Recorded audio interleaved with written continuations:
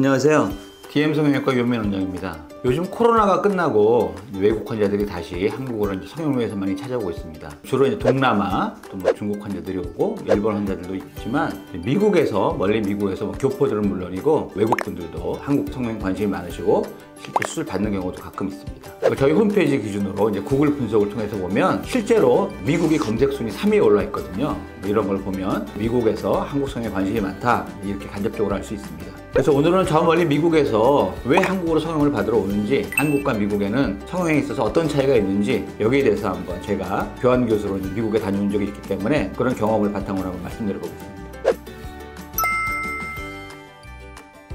세세하게는 차이가 많이 있습니다. 한국은 대부분 6년제 의과대학을 졸업하고 이제 간혹 의학전문대학이 있어서 4년 하는 경우도 있지만 요새는 다시 또 대개는 6년제이거든요. 6년제 의과대학을 졸업하고 의사면허를 따게 되죠. 그 다음에 인턴을 1년 하고 성형외과 전문의를 위해서 성형외과 레지던트 과정을 4년을 밟게 되죠. 그 후에 이제 성형외과 전문의 시험을 통해서 이제 성형외과 전문의가 되는데 미국은 꽤 많이 차이가 있습니다. 일단 의과대학은 대부분 다 의학 전문대학이에요. 그래서 8년의 과정을 거쳐서 의과대학을 졸업을 하고 그 다음에 이제 성형외과 전문의가 되기 위해서는 일단 대부분 외과 레지던트를 해야 됩니다. 그래서 1년간의 어떤 인턴과 그 다음에 4년간의 외과 레지던트를 통해서 외과 전문의가 되고 그 외과 전문의 중에서 성형외과 전문의를 지원을 하는 거예요. 그래서 보통은 2년 추가로 트레이닝을 받게 되는 거죠. 총 트레이닝 과정만 인턴과 외과 레지던트 그 다음에 성형외과 레지던트 합하면 거의 7년의 과정이 필요한 거죠. 그러니까 저희는 수련 과정만 따진다 그러면 인턴과 레지던트 5년 과정으로 끝나는데 미국은 7년 과정을 거친다 이렇게 이해하시면 될 것 같습니다. 미국에서도 이제 그 2년간의 어떤 성형외과 레지던트 과정을 거치고 나면은 당연히 거기도 이제 성형외과 전문의 시험이 있죠. 그 전문 시험을 통과해서 전문의가 된다, 성형외과 전문의가 된다 이렇게 이해하시면 되겠습니다.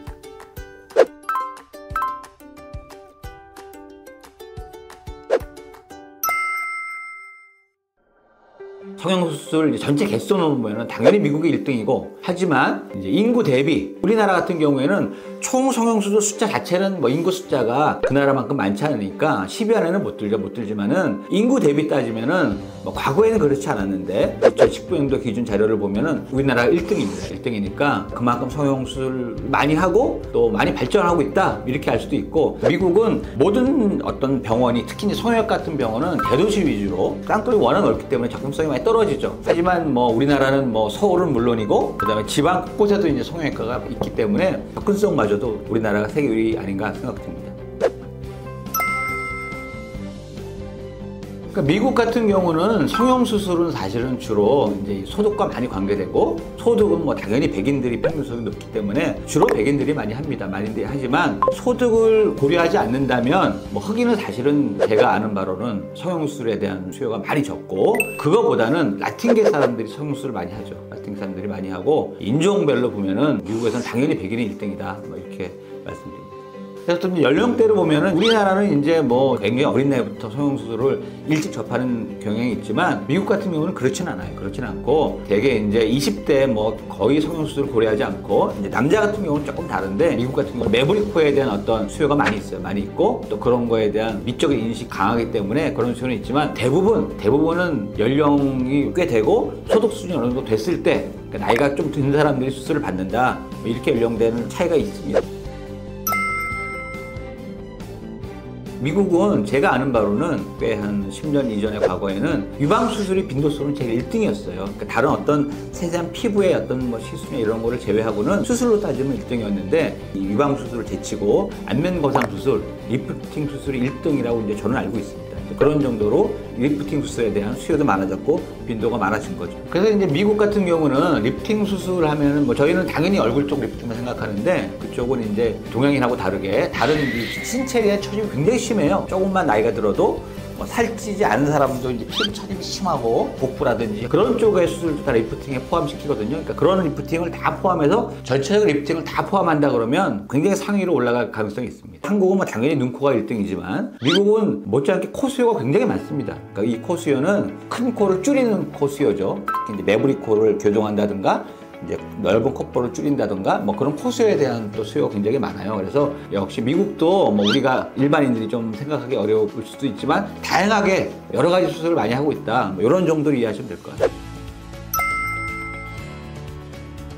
그러니까 비용 차이는 뭐 이거는 뭐 제가 세세하게 알아보지는 못했지만 제가 있었을 때 경험을 이제 말씀드리면 미국의 어떤 세세한 이런 미용 성형의 시장을 접할 기회는 많지 않았지만 제가 있는 위치가 예일 대학교에 있었기 때문에 뉴욕과 보스턴의 딱 중간이거든요. 그래서 뉴욕에 갈 기회가 많았는데 뉴욕에 이제 가거나 이제 거기에 있는 학교를 참석할 기회가 있으면 뉴욕에서 이제 미용술에 대한 여러 얘기를 많이 있는데 제가 한번 언급한 적도 있었는데 NY에 이제 유명한 성형외과 선생님이 두 분 계시죠. 에스톤하고 베이컨인데 의사들 전체 의사들 중에 소득 랭킹 1, 2위를 하시는 분이에요. 근데 이분들이 주로 이제 안면 거상 수술, 페이스리프트 수술 많이 하시는데 이분들의 그 당시에 그 오래전에 이분들이 받았던 수술비가 3만 불입니다. 3만 불. 그 3만 불이 환자가 병원에 내는 돈이 아니고 병원에 내는 돈은 따로 있고 의사 개인한테 지불하는 수술비가 3만 불입니다. 얼마나 이제 큰 돈을 지불했는지 우리가 짐작할 수 있고 성형수술 비용이 일반 사람들 느끼기에는 굉장히 높았다 이렇게 느낄 수 있었죠.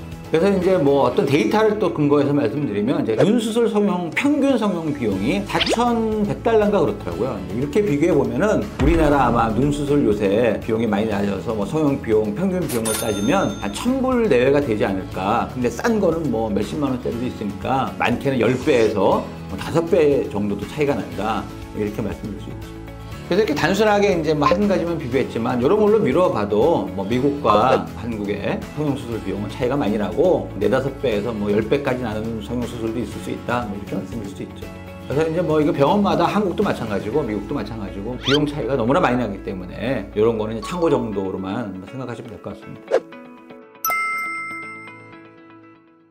이제 성형수술의 기술적인 이건 제가 정말 명확하게 말씀드릴 수 있는데 성형외과라는 것 자체가 미국에서 꽃을 피웠고 이 기반은 어쨌든 이 외과적인 어떤 수술의 기반은 다 해부학입니다. 해부학. 이런 해부학은 굉장히 미국에서 발전했고 당연히 우리보다 발전이 빠를 수밖에 없고 저희가 거기 배울 수밖에 없는데 학문이라는 거는 제가 이제 가끔 말씀드리지만 어느 정도 레벨, 이론적인 거에 근반한 레벨에 도달하고 나면은 그 이후의 발전은 이제 디테일입니다. 기술적인 문제, 어떤 신변적인 문제, 그 해부학적인 거나 학문적인 차원이 아니라 어떤 의사 개인적인 영역이기 때문에 그런 면에서는 사실은 자신 있게 말씀드릴 수 있지만 한국 사람을 따라올 나라가 없죠. 손기술 면에서는 당연히 지금은 거의 모든 재건수술 분야까지도 우리나라를 따라올 정도의 수준이 되는 나라는 없다. 미국도 마찬가지죠. 그래서 저희가 이 성형수술은 가장 앞서 있다 이렇게 말씀드릴 수 있고 뭐 제 전공이 이제 뭐 안면 거상이니까 뭐 말씀드리면 어떤 대원칙은 이론적인 건 다 해부학적인 거를 바탕으로 이제 이루어진 거기 때문에 당연히 대원칙은 동일합니다. 동일하지만 결국 환자가 느끼는 디테일에서 차이가 많이 나기 때문에 한국 의사의 결과가 훨씬 좋다. 이렇게 자신 있게 말씀드릴 수 있습니다. 이제 성형외과 학회, 이제 과거에 저희가 이제 성형외과를 뭐 배우고 할 때는 미국 학회를 많이 갔습니다. 미국에 이제 1년에 큰 학회가 2번 있는데 거기에 주로 참석해서 뭔가를 배우기 위해서 갔고 또 거기서 한 번 가면은 어쨌든 뭔가를 얻어오고 했는데 오히려 요새는 이제 한국의 성형외과가 국제학회가 됐습니다. 그래서 다 영어로 진행을 하고 또 많은 외국 사람, 한국 사람보다 더 많은 외국 사람들이 참가 신청을 하고 돈을 내고 와서 한국 성형외과를 듣습니다. 그 정도의 어떤 레벨이 됐고 과거에 미국이 갖고 있던 국제학회의 어떤 위상은 지금 한국 성형외과 갖고 있다. 이렇게 아셔도 좋습니다.